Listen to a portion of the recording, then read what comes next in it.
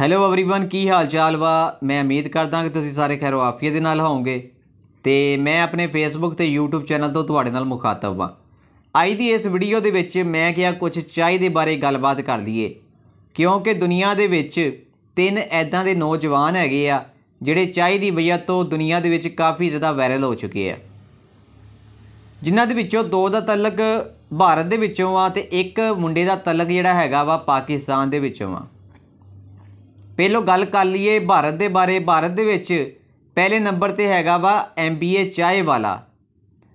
MBA चाय वाला जिहड़ा एक आम जिहा नौजवान लड़का सी, एक स्टूडेंट सी, इन्हें तलीम हासिल की MBA दी, लेकिन MBA दी तलीम हासिल करके इनू कोई जॉब नहीं मिलती पई सी ते इन्हें मायूस हो के फिर एक छोटा जिहा खोखा ही खोल लिया सी जिथे ये चाह बेचदा हुंदा सी। उस खोखे तो इस नौजवान ने इन्नी तरक्की की कि MBA चाय वाले के नाम तो ये मशहूर हो गया तो ये हुन इंडिया दे विच 100 जड़े आ आउटलैट हैगे आ जिहदे विच ये चाय जिहड़ा वा बनाउंदा वा।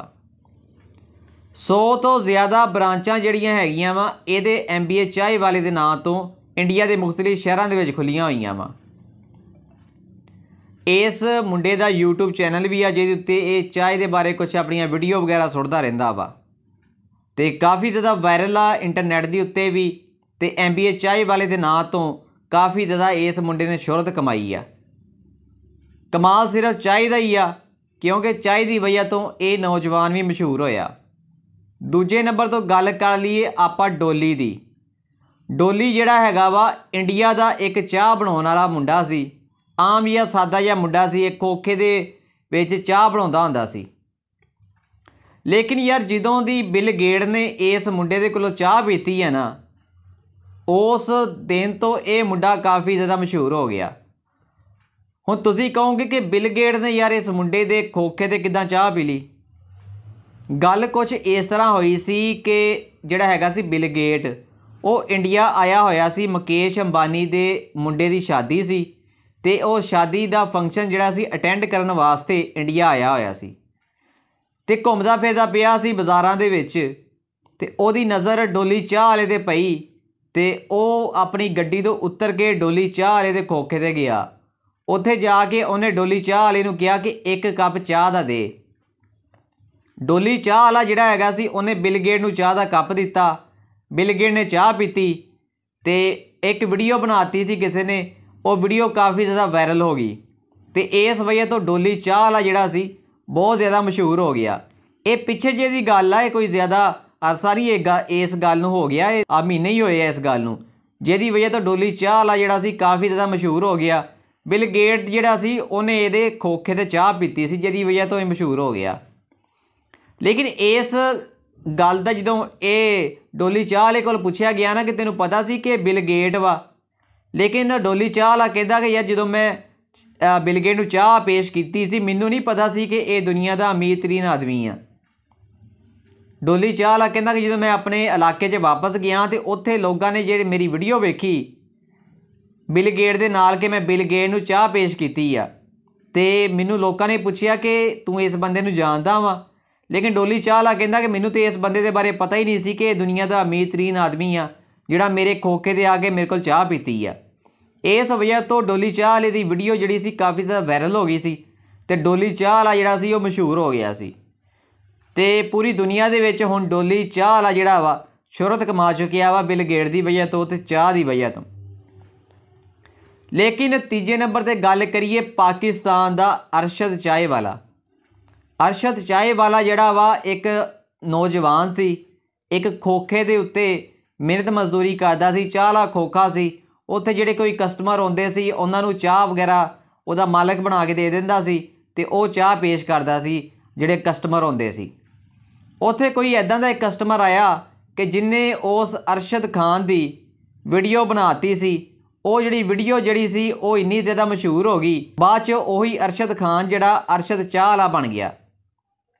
काफ़ी ज़्यादा ये जिहड़ा मशहूर हो गया सी, पूरी दुनिया दे विच इहदी वीडियो वायरल हो गई सी। खासकर जिहड़ा आया सी गाहक उन्हें इहदी पिक्चर भी खिंची सी, पिक्चर इहदी काफ़ी ज़्यादा मशहूर हो गई ते जिहदी वजह तो इन्हें शोहरत कमाई। ते अज अरशद चाह वाला जिहड़ा वा एक ਅੱਛਾ ਨੌਜਵਾਨ, ਇੱਕ ਅਮੀਰ ਤਰੀਨ ਨੌਜਵਾਨ ਬਣ ਚੁੱਕਿਆ ਵਾ। ਤੁਸੀਂ ਇੱਥੋਂ ਅੰਦਾਜ਼ਾ ਲਾ ਲਓ ਕਿ ਇਹਨੇ ਜਿਹੜੀਆਂ ਅਰਸ਼ਦ ਚਾਹ ਵਾਲੇ ਦੇ ਨਾਂ ਤੋਂ ਬ੍ਰਾਂਚਾਂ ਜਿਹੜੀਆਂ ਖੋਲ੍ਹੀਆਂ ਵਾ, ਪਾਕਿਸਤਾਨ ਦੇ ਵੱਡੇ ਸ਼ਹਿਰਾਂ 'ਚ ਖੋਲ੍ਹੀਆਂ ਵਾ, ਅਤੇ ਇਸ ਤੋਂ ਇਲਾਵਾ UK ਦੇ ਵਿੱਚ ਵੀ ਅਰਸ਼ਦ ਚਾਹ ਵਾਲੇ ਦੇ ਨਾਂ ਤੋਂ ਇੱਕ ਬ੍ਰਾਂਚ ਖੁੱਲ੍ਹੀ ਹੋਈ ਆ।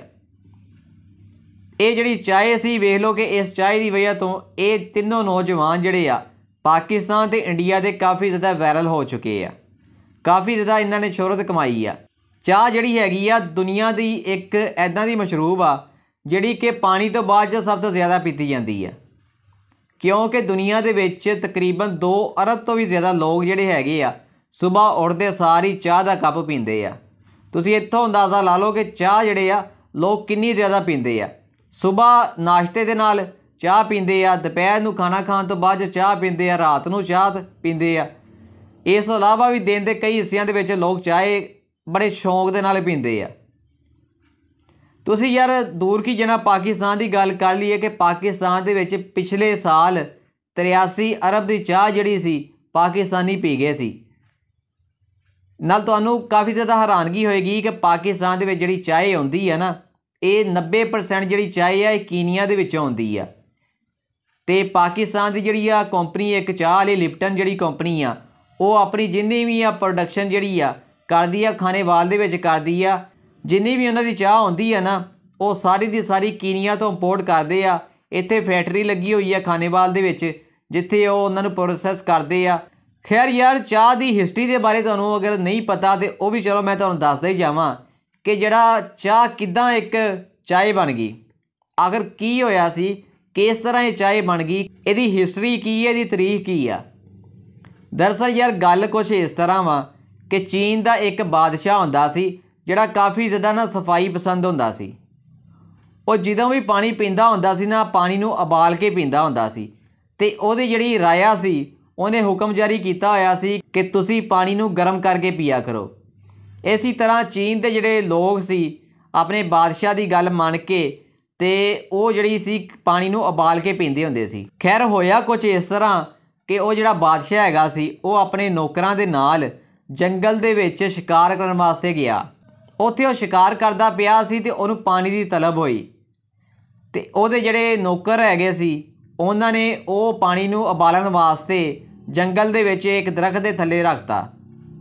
ਪਾਣੀ ਉਬਲਦਾ ਪਿਆ ਸੀ ਅਤੇ ਕੁਛ ਪੱਤੇ ਜਿਹੜੇ ਸੀ ਉਹ ਦਰਖਤ ਤੋਂ ਡਿੱਗ ਕੇ ਉਸ ਪਾਣੀ ਦੇ ਵਿੱਚ ਗਿਰ ਗਏ ਸੀ। ਉਹ ਪੱਤਿਆਂ ਦਾ ਜਿਹੜਾ ਮਸ਼ਰੂਬ ਸੀ, ਜਦੋਂ ਉਹ ਬਾਦਸ਼ਾਹ ਨੇ ਪੀਤਾ ਅਤੇ ਬਾਦਸ਼ਾਹ ਨੂੰ ਕਾਫੀ ਜ਼ਿਆਦਾ ਨਾ ਮਜ਼ੇਦਾਰ ਲੱਗਾ। ਉਹ ਜਿਹੜੇ ਪੱਤੇ ਡਿੱਗੇ ਸੀ ਪਾਣੀ ਦੇ ਵਿੱਚ, ਉਸ ਪੱਤਿਆਂ ਦੀ ਵਜ੍ਹਾ ਤੋਂ ਨਾ ਬਾਦਸ਼ਾਹ ਨੂੰ ਇਹ ਜਿਹੜਾ ਮਸ਼ਰੂਬ ਬਣ ਗਿਆ ਸੀ ਕਾਫੀ ਜ਼ਿਆਦਾ ਪਸੰਦ ਆਇਆ ਸੀ। ਖੈਰ ਬਾਅਦ 'ਚੋਂ ਇਹ ਗੱਲ ਸਾਹਮਣੇ ਆਈ ਕਿ ਉਹ ਜਿਹੜੇ ਪੱਤੇ ਹੈਗੇ ਸੀ ਉਹ ਚਾਹ ਦੇ ਪੱਤੇ ਸੀ, ਅਤੇ ਇਸ ਤਰ੍ਹਾਂ ਜਿਹੜੀ ਚਾਹ ਆ ਦੁਨੀਆ ਦੇ ਵਿੱਚ ਸਾਹਮਣੇ ਆਈ ਸੀ। ਇਹ ਚਾਹ ਦੀ ਤਾਰੀਖ ਆ ਜਿਹੜੀ ਅੱਜ ਤੱਕ ਹੁਣ ਚੱਲਦੀ ਪਈ ਆ। ਉਹ ਜਿਹੜੇ ਪੱਤੇ ਆ ਕਿੰਨੇ ਕੀਮਤੀ ਹੋ ਗਏ ਆ। ਵੇਖ ਲਓ ਕਿ ਉਹੀ ਪੱਤੇ ਜਿਹੜੇ ਆ ਕੀਨੀਆ 'ਚ ਹੁਣ ਵੇਖ ਲਓ ਪਾਕਿਸਤਾਨੀ ਫੈਕਟਰੀਆਂ ਪਾਕਿਸਤਾਨੀ ਚਾਹ ਦੇ ਬ੍ਰਾਂਡ ਜਿਹੜੇ ਹੈਗੇ ਆ ਉਹ ਇੰਪੋਰਟ ਕਰਦੇ ਆ ਅਤੇ ਇੱਥੇ ਡੱਬਿਆਂ ਦੇ ਵਿੱਚ ਪੈਕ ਕਰ ਕਰਕੇ ਲੋਕਾਂ ਨੂੰ ਪੇਸ਼ ਕਰਦੇ ਆ, ਅਤੇ ਇਹੀ ਚਾਹ ਜਿਹੜੀ ਆਪਣੇ ਘਰਾਂ ਦੇ ਵਿੱਚ ਇਸਤੇਮਾਲ ਹੁੰਦੀ ਆ। ਖੈਰ ਯਾਰ, ਤੁਹਾਨੂੰ ਇਸ ਤੋਂ ਪਹਿਲਾਂ ਪਤਾ ਸੀ ਕਿ ਚਾਹ ਦੀ ਤਾਰੀਖ ਕੀ ਆ? ਤੁਹਾਨੂੰ ਕੀ ਪਤਾ ਸੀ ਕਿ ਏਸ਼ੀਆ ਦੇ ਵਿੱਚ 3 ਕਿਹੜੇ ਉਹ ਨੌਜਵਾਨ ਆ ਜਿਹੜੇ ਚਾਹ ਦੀ ਵਜ੍ਹਾ ਤੋਂ ਕਾਫੀ ਜ਼ਿਆਦਾ ਮਸ਼ਹੂਰ ਹੋ ਗਏ ਸੀ? ਖੈਰ ਇਸ ਸਵਾਲ ਦਾ ਜਵਾਬ ਤੁਸੀਂ ਨਾ ਮੈਨੂੰ ਕਮੈਂਟਾਂ ਦੇ ਵਿੱਚ ਜ਼ਰੂਰ ਦੇਣਾ ਵਾ।